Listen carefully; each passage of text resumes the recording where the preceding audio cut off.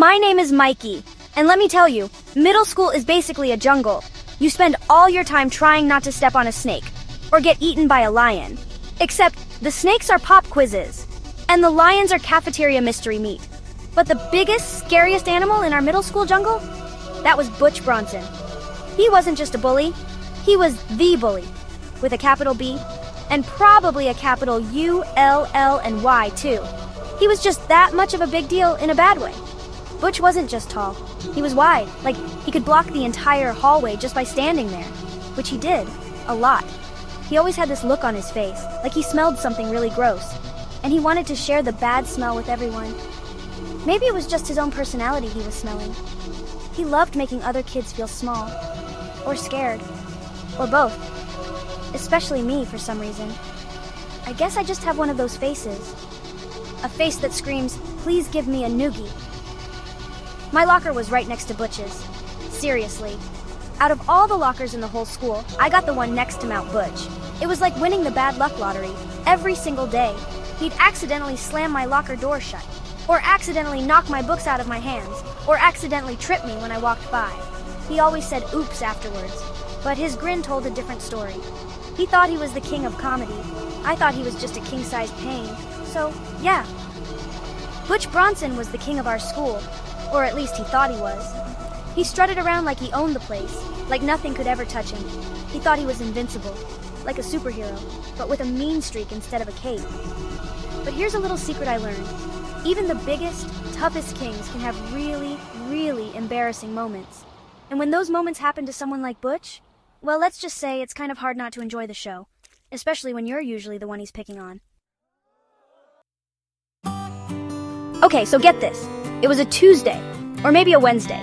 It was definitely assembly day, though. The entire school was packed into the auditorium. It was hot and stuffy.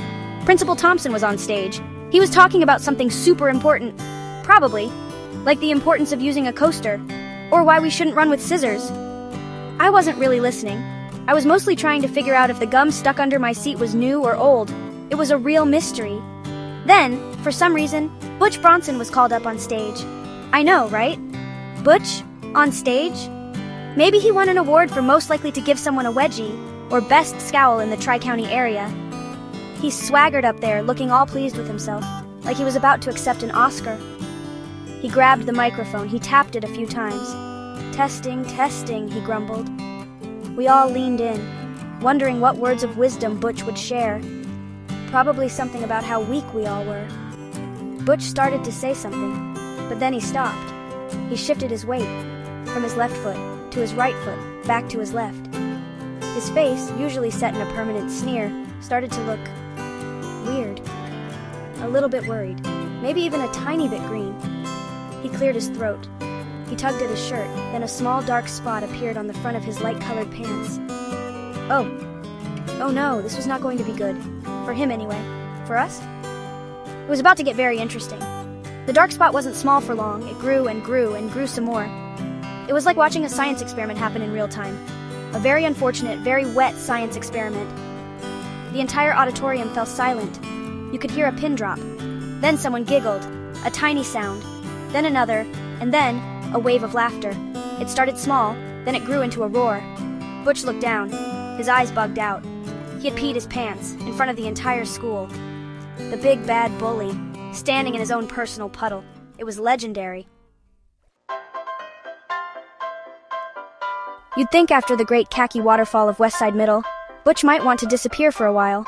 Maybe move to a new town, or at least wear dark pants for the rest of his life. But no, not Butch. A few months later, he was back. And he had a plan, a big plan, a romantically stupid plan. His target? Tiffany Peterson. Tiffany was nice. She smiled a lot. She was captain of the cheerleaders. Basically, the exact opposite of Butch, which made his crush kind of baffling. Butch decided to make his move during lunch, in the cafeteria, the most crowded place in the entire school, naturally. He showed up with a giant boombox. I didn't even know they still made those. He climbed onto a lunch table. Yes, on the table, like a rock star. A very clumsy, very uncool rock star. He held up a huge poster. It was covered in glitter. It read, "Tiffany, will you go to the dance with me?" The Emmy was underlined about 20 times, in red marker. Subtle, Butch. Real subtle. He pressed play on the boombox. Some super cheesy love song started blasting. The kind of song your parents probably slow dance to. Tiffany, who was eating a salad, looked up. Her fork clattered onto her tray. Her eyes went wide. Not in a wow, this is so romantic kind of way. More like a what is that giant goofball doing on the table kind of way. Butch tried to smile. A big, charming smile. It looked more like he was trying to swallow a lemon, whole, while standing on a wobbly table. Tiffany slowly walked over to Butch's table. Butch puffed out his chest. He probably thought he had this in the bag. He was Butch Bronson after all. Who could say no? Tiffany looked up at him. She took a deep breath. "Butch," she said. Her voice was surprisingly loud. The whole cafeteria went quiet. "That's really something," Butch grinned. "But," Tiffany continued, "no, sorry." Then she turned around and walked back to her salad. The silence was incredible. Then, the giggles started. Butch looked like someone had let all the air out of him. It was brutal. So those were the 2 times Butch Bronson, our school's biggest nightmare, became its biggest joke. First, the P-pocalypse, then the Great Rejection. It was pretty hard not to laugh. Okay, it was impossible not to laugh. Especially after all the times he'd given us swirlies, or borrowed our lunch money. Forever. It felt like karma had finally decided to show up. And karma, it turns out, has a really good sense of humor. And excellent timing for maximum public humiliation. Seeing Butch look so completely defeated was strange. He wasn't the giant scary monster anymore. He was just a kid. A kid who had made a really, really big wet mistake on stage. And then a really, really loud, awkward mistake in the cafeteria. It didn't magically make him a nice guy. He still scowled a lot. And he still accidentally bumped into people. But he seemed a little smaller somehow. A little less terrifying. Maybe even a tiny bit human. Which was a new look for him.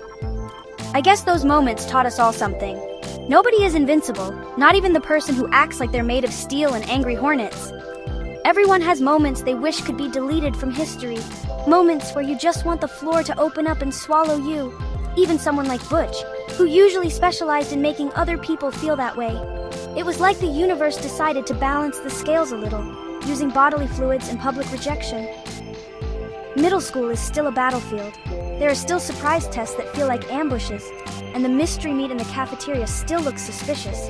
But thinking about Butch's epic fails, it kind of helps. It's a good reminder that everyone messes up, sometimes in a big way. And sometimes, when the person messing up is a giant bully, it's okay to find it a little bit funny, or a lot funny, especially when they really truly had it coming, just a little bit or a lot.